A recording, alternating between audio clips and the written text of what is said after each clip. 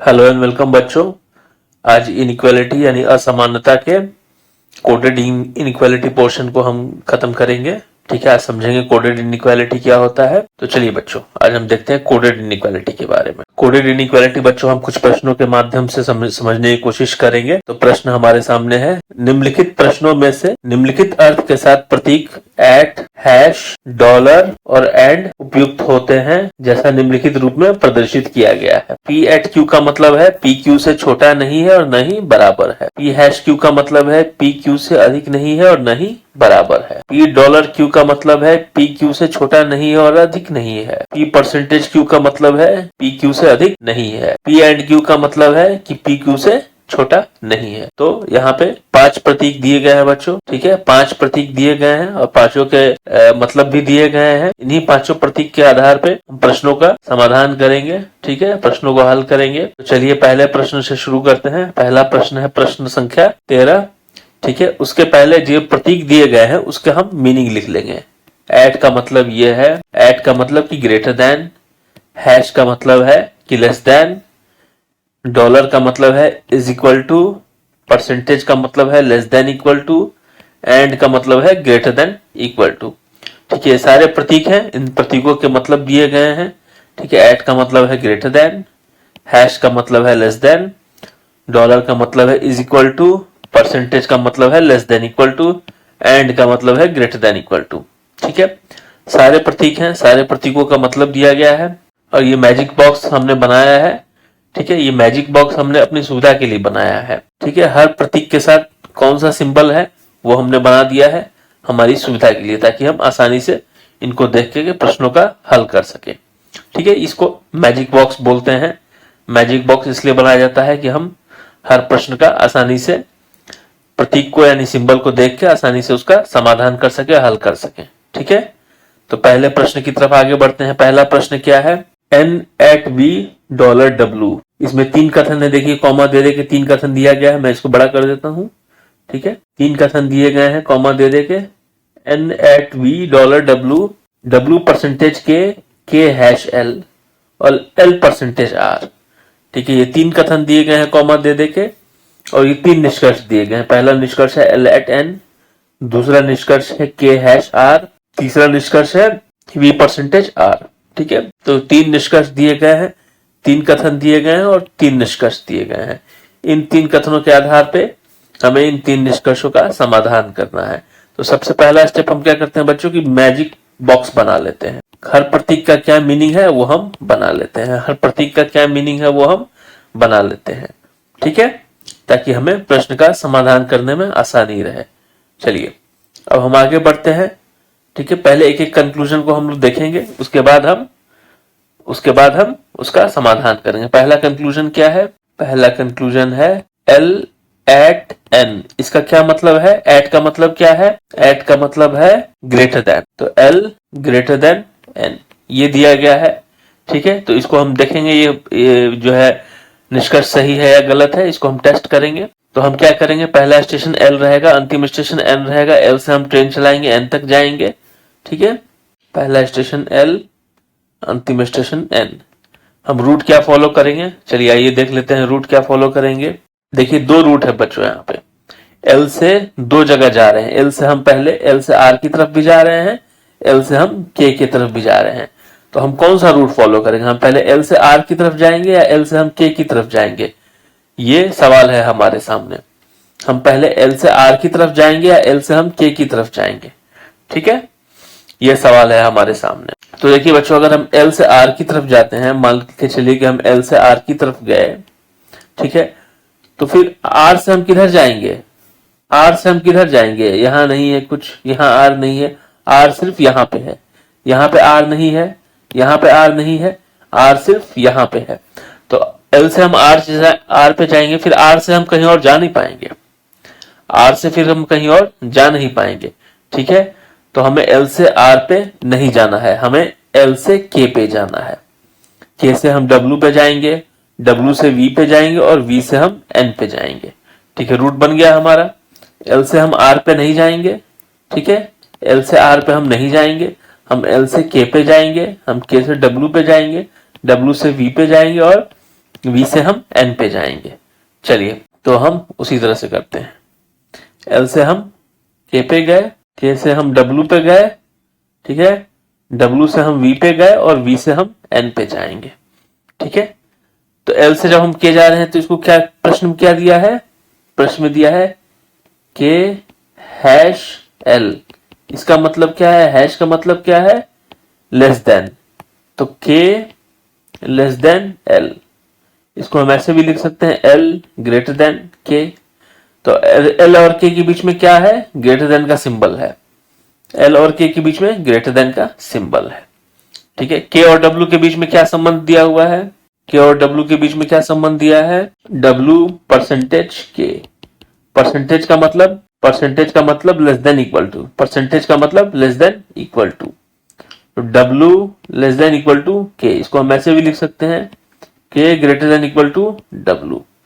ठीक है, K और W के बीच में ग्रेटर देन इक्वल टू का साइन है, तो यहां पे ग्रेटर देन इक्वल टू हम लिख देंगे। ठीक है, अब हम बात करते हैं W और V के बीच के संबंध का। ठीक है, W और V के बीच के संबंध का। तो क्या संबंध है? V dollar W, V dollar W। ठीक है, डॉलर का क्या मतलब है? डॉलर का मतलब है greater than equal to, greater than equal to. ठीक है, तो V greater than equal to W हम लिख सकते हैं। ठीक है, इसको हम ऐसे भी लिख सकते हैं W less than equal to V, क्योंकि ये साइन जो है रिवर्स हो जाएगा अगर हम इंटरचेंज करते हैं तो लेफ्ट और राइट में। लेफ्ट और राइट टर्म को हम इंटरचेंज करते हैं तो ये जो साइन है ये रिवर्स हो जाता है। ठीक है, ये मैंने पिछली क्लासेस में आपको समझाया है इसके बारे में, वो अगर आपको जिसको समझ में नहीं आया वो मेरे पिछली क्लास को देख ले। तो W और V के बीच में क्या है? Less than equal to V। W is less than equal to V, तो ये हम लेस देन इक्वल टू का साइन लिख देंगे। अब हमें आगे बढ़ने की जरूरत नहीं है, V और N के बीच में चेक करने की जरूरत नहीं है। V और N के बीच में हम सिंबल चेक करके अपना समय बर्बाद बिल्कुल भी नहीं करेंगे। क्यों?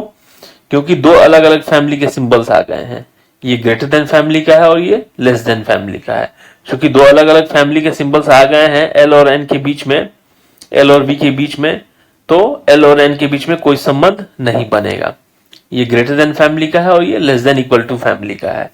दो अलग अलग फैमिली के मेंबर्स आ गए हैं इनके बीच में, इसीलिए अब इनके बीच में कोई और संबंध आगे नहीं बन पाएगा। ठीक है, दोनों फैमिली में झगड़ा हो जाएगा, तो L और N के बीच में कोई भी निश्चित निष्कर्ष संभव नहीं है, इसलिए ये निष्कर्ष बिल्कुल गलत है। No definite conclusion possible between L and N, तो ये निष्कर्ष बिल्कुल गलत है। ठीक है बच्चों, तो चलिए हम दूसरे निष्कर्ष का परीक्षण करते हैं। दूसरा निष्कर्ष क्या है? K hash R, K hash R, ये दूसरा निष्कर्ष है। चलिए, तो K हैश R है, तो K से हमें R पे जाना है, तो बड़ा सीधा साधा रूट है। K से हम L पे जाएंगे, L से हम R पे जाएंगे। बहुत सीधा साधा रूट है, K से L पे जाएंगे और L से हम R पे जाएंगे। ये मैं लिख लेता हूं, K और R, K और R। K से हम L पे जाएंगे और L से हम R पे जाएंगे। ठीक है, K से हम L पे जाएंगे और L से हम R पे जाएंगे। K हैश L, हैश का क्या मतलब है? हैश का मतलब है लेस देन। ठीक है, तो K लेस देन L।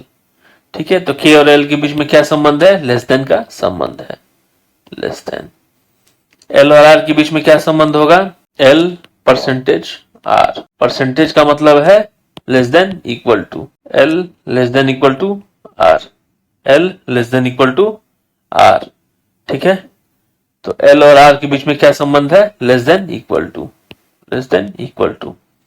तो K और R के बीच में दो सिंबल्स आ रहे हैं, एक लेस देन का है और एक लेस देन इक्वल टू का है। दोनों लेस देन फैमिली के हैं, लेकिन ज्यादा इंपॉर्टेंट कौन है? लेस देन है। ठीक है, लेस देन है, तो आंसर क्या होगा? K लेस देन R, ये हमारा आंसर होगा। K लेस देन R, ये हमारा आंसर है। लेस देन को कैसे रिप्रेजेंट करना है? K हैश R से। ठीक है, तो ये हमारा निष्कर्ष बिल्कुल सही है। ठीक है, ये निष्कर्ष हमारा K हैश R मतलब K लेस देन R बिल्कुल सही निष्कर्ष है ये। ठीक है, चलिए अब तीसरे निष्कर्ष को देखते हैं। तीसरा निष्कर्ष क्या है? V परसेंटेज R, ये हमारा तीसरा निष्कर्ष है, ये हमारा तीसरा निष्कर्ष है। तो परसेंटेज का क्या मतलब होता है? Less than equal to. Percentage का मतलब होता है लेस देन इक्वल टू। तो यहां हम लिख लेते हैं v less than equal to r। चलिए हमें क्या करना है, v से w पे जाना है, w से k पे जाना है, k से l पे जाना है और l से r पे जाना है। v और r के बीच में संबंध ज्ञात करने के लिए v से w पे जाना है, w से k पे जाना है, k से l पे जाना है और l से r पे जाना है। चलिए तो हम शुरू करते हैं। पहला स्टेशन है हमारा v, अंतिम स्टेशन है हमारा r। तो v से हम w पे गए, w से हम k पे गए, k से हम l पे गए, l से हम r पे गए। ठीक है, ये हमारा ट्रेन रूट है। v से w पे गए, v से w पे गए, w से k पे गए, k से l पे गए और l से हम r पे गए।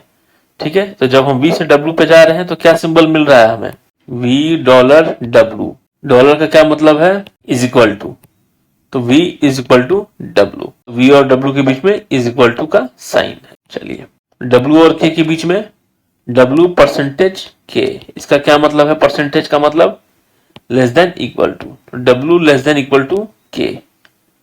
ठीक है, less than equal to. k hash l का मतलब क्या है, k हैश l का मतलब है, हैश का मतलब है लेस देन, तो k less than l, k less than l, तो k और l के बीच में लेस देन का साइन है। l परसेंटेज r का क्या मतलब है, l परसेंटेज r का मतलब लेस देन, परसेंटेज मतलब लेस देन इक्वल टू, तो l less than equal to r। ठीक है, तो l और r के बीच में लेस देन इक्वल टू का साइन है, लेस देन इक्वल टू का साइन है। तो v और r के बीच में कौन कौन से सिंबल्स आ रहे हैं, is equal to, less than equal to, less than और लेस देन इक्वल टू, ये सारे सिंबल्स v और r के बीच में आ रहे हैं। सारे सिंबल जैसा कि हम देख सकते हैं बच्चों लेस देन फैमिली के हैं, लेस देन फैमिली के हैं सारे सिंबल्स हम जैसा कि देख सकते हैं। लेकिन इसमें सबसे महत्वपूर्ण सिंबल कौन होगा, जैसा कि मैंने आपको पिछली क्लासेस में समझाया था कि हर फैमिली में एक मेंबर जो है सबसे इंपॉर्टेंट होता है, उसके बाद वाला मेंबर सेकंड इंपॉर्टेंट होता है और थर्ड इंपॉर्टेंट भी एक मेंबर होता है जो कि इज इक्वल टू होता है। तो सबसे इंपॉर्टेंट मेंबर लेस देन है। ठीक, सबसे इंपॉर्टेंट सदस्य इस परिवार का है लेस देन। ठीक है, तो v और r के बीच में क्या होगा, v लेस देन r, ये हमारा आंसर होगा। निष्कर्ष क्या दिया है, निष्कर्ष दिया v is less than equal to r, तो ये निष्कर्ष हमारा गलत है, ये निष्कर्ष हमारा गलत है। ठीक है, ये प्रश्न हम लोग कर लिए हैं बच्चों। चलिए अब अगले प्रश्न की तरफ बढ़ते हैं। प्रश्न संख्या 14। यहाँ पे 3 कथन दिए हुए हैं।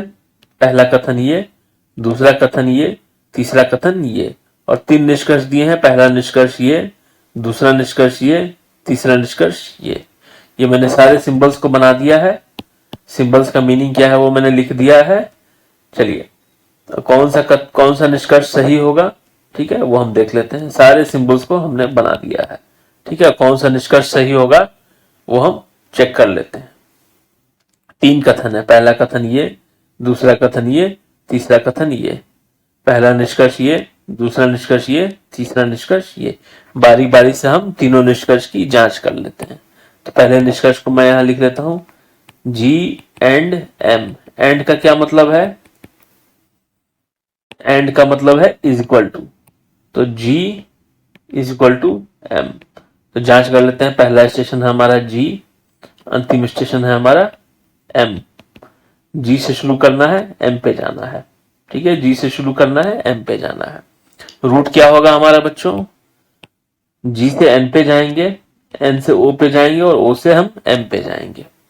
G से N पे, N से O पे और O से हम M पे जाएंगे। तो G से हम N पे जाएंगे, N से हम O पे जाएंगे और O से हम M पे जाएंगे। ठीक है, ये हमारा रूट रहेगा। तो G से हम N पे जाएंगे तो N और G के बीच में क्या संबंध दिया हुआ है, N और G के बीच में ये दिया N परसेंटेज G। इसको हम लिख लेंगे N परसेंटेज G। ठीक है, N परसेंटेज G, तो N less than equal to G। ठीक है, इसको हम ऐसे भी लिख सकते हैं G greater than equal to N। ठीक है, N और O के बीच में क्या संबंध दिया है O एट N। एट का क्या मतलब है, एट का मतलब ग्रेटर देन है, तो O ग्रेटर देन N। इसको हम ऐसे भी लिख सकते हैं N लेस देन O। तो N और O के बीच में क्या आएगा, लेस देन का साइन आएगा। ठीक है। फिर ओ और एम के बीच में क्या संबंध दिया है, एम डॉलर ओ, तो हम ऐसे लिखेंगे M dollar O. M dollar O, dollar का क्या मतलब है, डॉलर का मतलब is equal to M is equal to O, तो हम ऐसे लिख सकते हैं O is equal to M. तो ओ और एम के बीच में क्या संबंध है, इज इक्वल टू का संबंध है, तो यहां पे हम लिख लेंगे। ठीक है। अब हम देख रहे हैं बच्चों कि जी और एम के बीच में दो अलग अलग फैमिली के सिंबल्स आ गए हैं, दो अलग अलग फैमिली के सिंबल्स आ गए हैं। ठीक है, ग्रेटर देन फैमिली का है ये, और ये लेस देन फैमिली का है। ये ग्रेटर देन फैमिली का है और ये लेस देन फैमिली का है, दो अलग अलग फैमिली के सिंबल्स आ गए हैं। तो इनमें कोई भी निष्कर्ष संभव नहीं हो पाएगा, जी और एम के बीच में कोई भी निष्कर्ष, कोई भी निश्चित निष्कर्ष संभव नहीं हो पाएगा। नो डेफिनिट कंक्लूजन, कोई भी निश्चित निष्कर्ष जी और एम के बीच में संभव नहीं हो पाएगा, इसलिए यह निष्कर्ष हमारा गलत है। जो आंसर दिया गया है ये गलत है, मतलब जो प्रश्न में दिया गया है निष्कर्ष वो गलत है। चलिए अब दूसरे निष्कर्ष की जांच करते हैं हम। दूसरे निष्कर्ष की जांच करते हैं।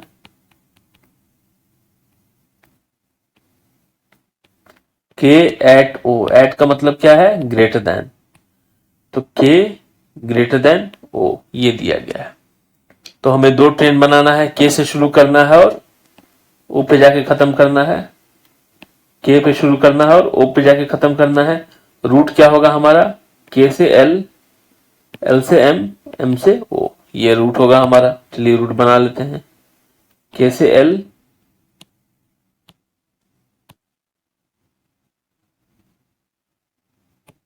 के से एल,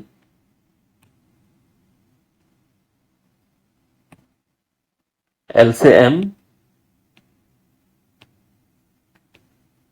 और एम से ओ, एम से ओ। ठीक है, ये रूट बन गया हमारा एम से ओ। लाइनें सीधी न भी हो तो कोई भी दिक्कत नहीं है, ये बस समझने के लिए है। ठीक है, तो रूट क्या है हमारा, के से एल, एल से एम से ओ।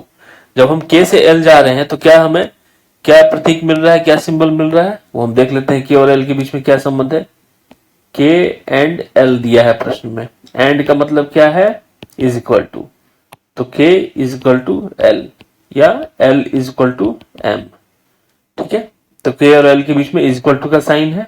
चलिए एल एम के बीच में क्या संबंध दिया है, एल एट एम। ठीक है, एट का मतलब ग्रेटर देन, तो एल ग्रेटर देन एम। ठीक है, एल ग्रेटर देन एम। चलिए एल और एम के बीच में क्या संबंध है, ग्रेटर देन का संबंध है। एम और ओ के बीच में क्या संबंध है, M dollar O, M dollar O. Dollar का मतलब है इज इक्वल टू, यानी कि M is equal to O.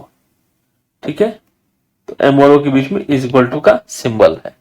ठीक है, तो के और ओ के बीच में कौन कौन सा सिंबल आ रहे हैं, इज इक्वल टू का, ग्रेटर देन का और इज इक्वल टू का।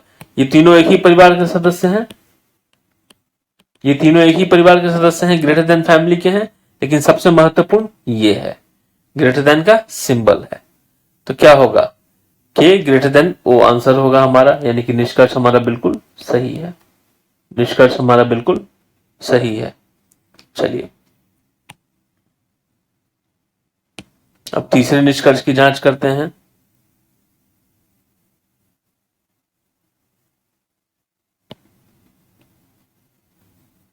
तीसरा निष्कर्ष क्या है, एम एट जी। एट का मतलब है greater than, M greater than G. ठीक है, एम और जी के बीच में हमें रूट बनाना है, बड़ा साधारण सा, बड़ा आसान सा रूट है। एम से ओ जाएंगे, ओ से एन जाएंगे और एन से जी जाएंगे। ठीक है, एम, एम और जी। ठीक है, एम से ओ जाएंगे, ओ से एन जाएंगे, ओ से एन जाएंगे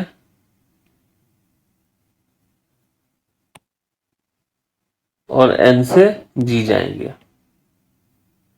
ठीक है, ये रूट है। M से O जाएंगे, O से N जाएंगे और N से G जाएंगे। जब हम M से O जा रहे हैं तो क्या हमें सिंबल मिल रहा है, क्या प्रतीक मिल रहा है, वो देख लेते हैं प्रश्न में क्या संबंध दिया, M डॉलर O दिया है। ठीक है, इसको हम कैसे लिख सकते हैं M डॉलर O को, डॉलर का मतलब है इज इक्वल टू, तो M is equal to O, तो यहाँ इज इक्वल टू का सिंबल आ जाएगा। O और N के बीच में क्या संबंध दिया है, O एट N। ठीक है, O एट N, एट का मतलब है ग्रेटर देन, तो यहां पे लिख देंगे O greater then N। O और N के बीच में है ग्रेटर देन का सिंबल।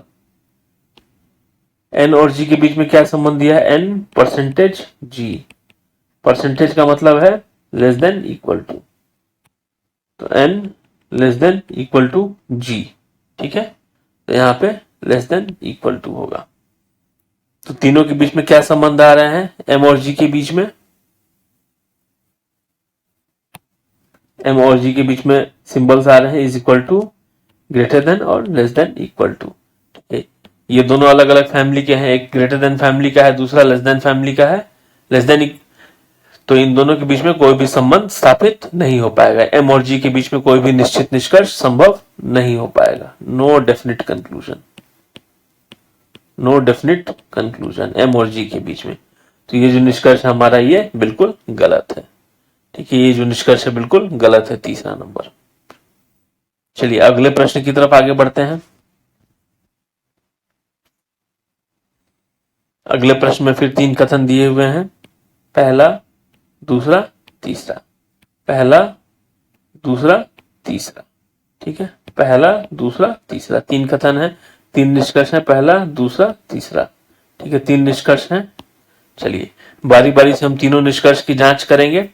पहला निष्कर्ष लिख लेते हैं, M एट N, एट का मतलब है greater then, M greater than N। ठीक है, तो पहला स्टेशन है हमारा M, अंतिम स्टेशन है हमारा N। ठीक है, M से स्टार्ट करके हमें N पे जाना है, M से स्टार्ट करके हमें N पे जाना है। ये बहुत ही साधारण सा रूट है, ये संबंध दिया है M और N के बीच में, M और N के बीच में एक डायरेक्ट संबंध दिया है। ठीक है, क्या दिया हुआ है, N हैश M, हैश का मतलब क्या होता है, हैश का मतलब होता है लेस देन, तो N लेस देन M, इसको हम लिख सकते हैं M ग्रेटर देन N।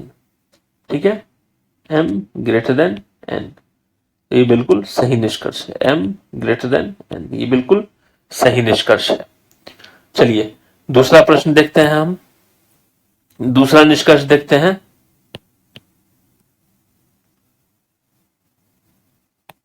दूसरा निष्कर्ष है J hash V, J hash V, ये दूसरा निष्कर्ष है। हैश का मतलब क्या है, हैश का मतलब है लेस देन का सिंबल, तो J लेस देन V। ठीक है, J लेस देन V, ये है हमारा निष्कर्ष, ये हमारा निष्कर्ष है। तो पहला स्टेशन हम बनाएंगे J पे, अंतिम स्टेशन होगा हमारा V पे। ठीक है, J से शुरू करना है हमें और V पे जाना है। बहुत ही साधारण सा रूट है, बहुत ही आसान सा रूट है, J से O पे जाएंगे, O से V पे जाएंगे, J से O पे जाएंगे और O से V पे जाएंगे।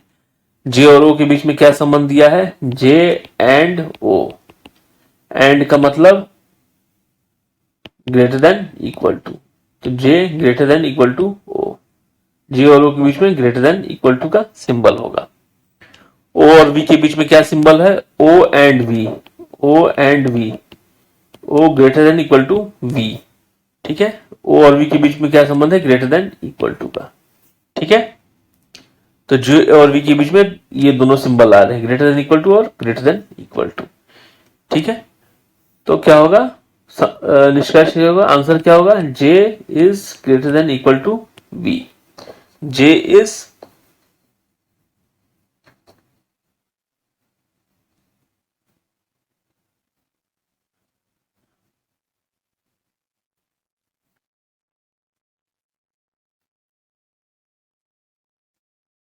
जे is greater than equal to V. ठीक है, J is greater than equal to V, ये हमारा आंसर होगा। तो जो निष्कर्ष दिया है वो गलत होगा, जो निष्कर्ष दिया है वो गलत होगा। ठीक है, क्योंकि निष्कर्ष दिया है जे लेस देन बी। चलिए, तो ये हमारा निष्कर्ष गलत हो गया। अब अगले निष्कर्ष को हम परीक्षण करते हैं। अगले निष्कर्ष का परीक्षण करते हैं हम। अगला निष्कर्ष क्या है? L percentage N. परसेंटेज का मतलब क्या है? Less than equal to L less than equal to N. L less than equal to N. हम रूट बनाएंगे, हम पहले एल से स्टार्ट करेंगे, हम एन पे जाएंगे। ठीक है, एल से हम गए जे पे, जे से गए हम ओ पे। ठीक है, सॉरी ये गलत रूट हमने बना दिया है। चलिए बच्चों, मैं इसको थोड़ा सा आपको एक्सप्लेन कर देता हूं, फिर रूट बनाऊंगा। पहले थोड़ा एक्सप्लेन कर दूं। देखिए बच्चों, एल से दो जगह जा सकते हैं। एल से हम जे पे भी जा सकते हैं, एल से हम एम पे भी जा सकते हैं। ठीक है, एल से अगर हम जे पे जाएंगे तो एल से जे पे जाएंगे, जे से ओ पे जाएंगे, ओ से वी पे जाएंगे, और वी से हम फिर एन पे नहीं आ पाएंगे, क्योंकि हमें एल से शुरू करना है और एन पे पहुंचना है। एल से शुरू करना है और एन पे पहुंचना है। एल से शुरू करना है और एन पे पहुंचना है। तो अगर हम एल से जे पे जाएंगे, जे से फिर ओ पे जाएंगे, ओ से वी पे जाएंगे, तो फिर वी से हम कहां जा पाएंगे? वी का तो कहीं और मेंशन है नहीं, वी का यहां मेंशन तो है नहीं, तो ये डेड एंड पे हम पहुंच जाएंगे। एल से हम एन पे नहीं पहुंच पाएंगे। अगर ये वाला रूट फॉलो करते हैं तो हम एल से एन पे नहीं पहुंच पाएंगे। ठीक है, एल से हम जे पे जाएंगे, जे से हम ओ पे जाएंगे, ओ से वी पे जाएंगे, फिर वी से हम कहां जाएंगे? वी से हम डेड एंड पे पहुंच जाएंगे। ठीक है, हम वी से हम कहीं नहीं जा पाएंगे। इसीलिए हमें ये वाला रूट फॉलो नहीं करना है। हमें कौन सा रूट फॉलो करना है? हमें एल से एम पे जाना है, एम से एन पे जाना है। ठीक है, एल से एम पे जाना है और एम से हमें एन पे जाना है। चलिए, एल से एम पे गए और एम से हमें एन पे जाना है। एल और एम के बीच में क्या संबंध है? एम एंड एल दिया है। इसका मतलब क्या है? M greater than equal to L. ठीक है, L less than equal to M. L M के बीच में लेस देन इक्वल टू का सिंबल है। ठीक है, चलिए, और एम और एन के बीच में क्या संबंध दिया है? एन हैश एम दिया है। ठीक है, हैश का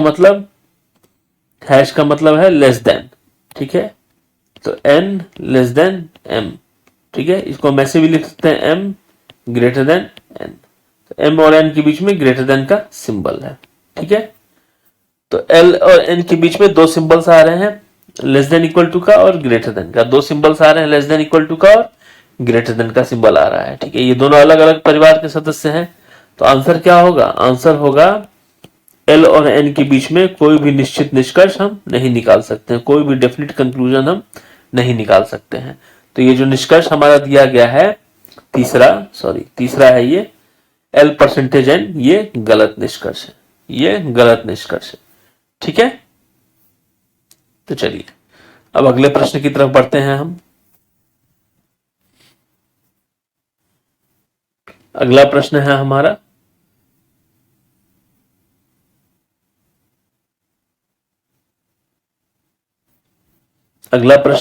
तीन कथन दिए हुए हैं।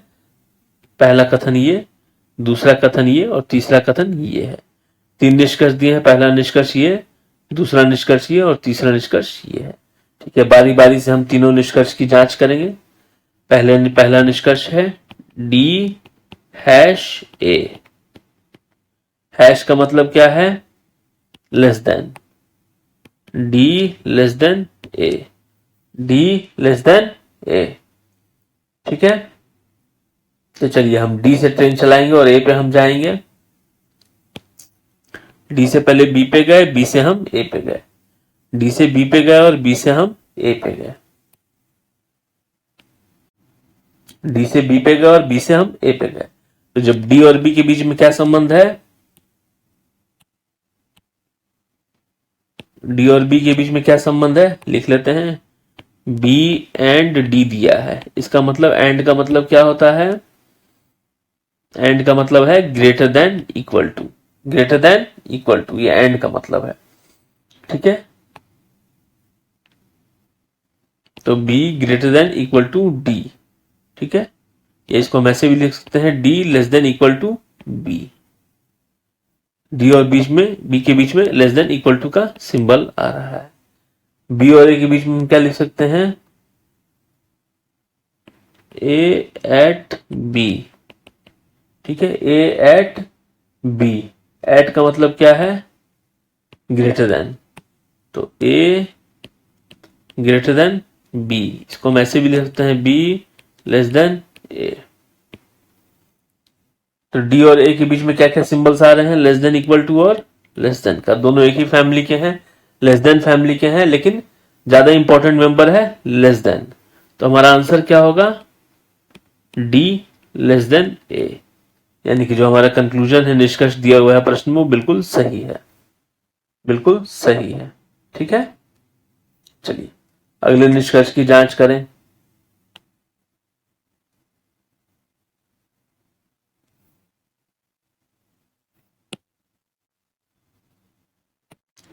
अगला निष्कर्ष है एफ एट डी।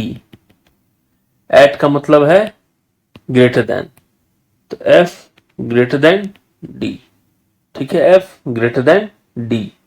एफ से ट्रेन चलाना है हमें, ई पे जाना है, ई से जाके फिर डी पे जाना है। ठीक है, पहले हम एफ लिख लेते हैं, फिर हम डी लिखेंगे। एफ लिख लेते हैं, फिर हम डी लिखेंगे। एफ से हम ई पे गए, ई से हम डी पे गए। जब हम एफ से ई जा रहे हैं तो क्या सिंबल मिल रहा है, हैश का सिंबल मिल रहा है। ई हैश एफ का मतलब क्या है, हैश मतलब लेस देन। ठीक है, ई लेस देन एफ, इसको हम ऐसे भी लिख सकते हैं एफ ग्रेटर देन ई। एफ और ई के बीच में क्या सिंबल है, ग्रेटर देन का, यहां हम लिख लेंगे। ई और डी के बीच में क्या संबंध है, डी परसेंटेज ई दिया हुआ है, परसेंटेज का मतलब है लेस देन इक्वल टू, तो D less than equal to E, या इसको हम ऐसे भी लिख सकते हैं E greater than equal to D. E और डी के बीच में क्या सिंबल आ रहा है, ग्रेटर देन इक्वल टू का। ठीक है,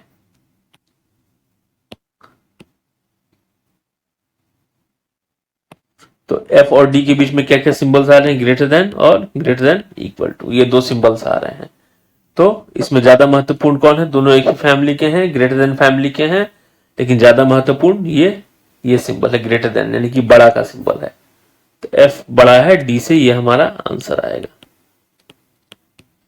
एफ बड़ा है डी से। तो ये जो निष्कर्ष है बिल्कुल सही है। ठीक है, जो दूसरा निष्कर्ष है बिल्कुल सही है। चलिए अब तीसरे निष्कर्ष की तरफ आगे बढ़ते हैं। तीसरे निष्कर्ष को चेक करते हैं।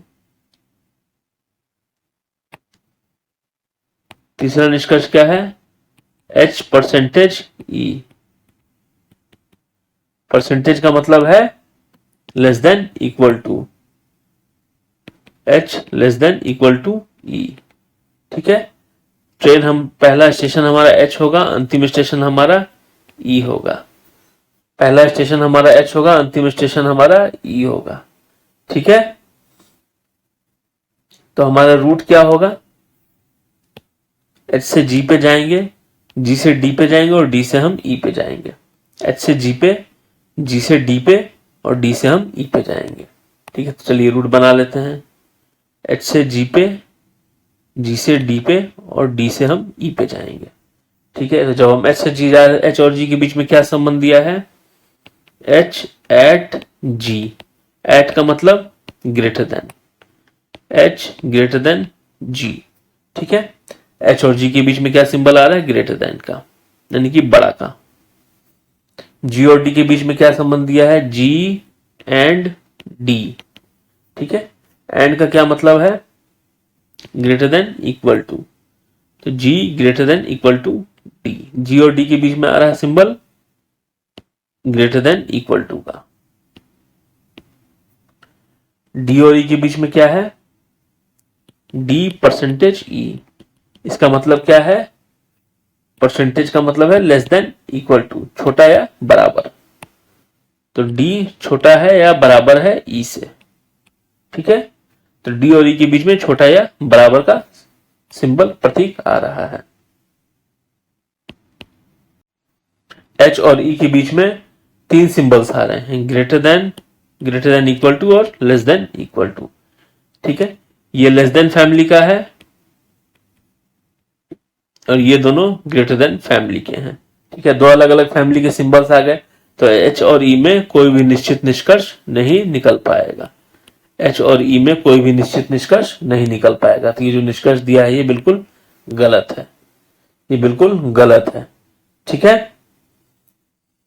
तो बच्चों कोडेड इनइक्वालिटी आज खत्म हो गया। ठीक है, एक और मैं केस कराऊंगा इनइक्वालिटी का, आइदर और केस कराऊंगा, उसी के साथ इनइक्वालिटी चैप्टर खत्म हो जाएगा। ठीक है, सुनने के लिए धन्यवाद, और कोई भी अगर डाउट हो तो कमेंट सेक्शन में आप लिख सकते हैं। Thank you very much.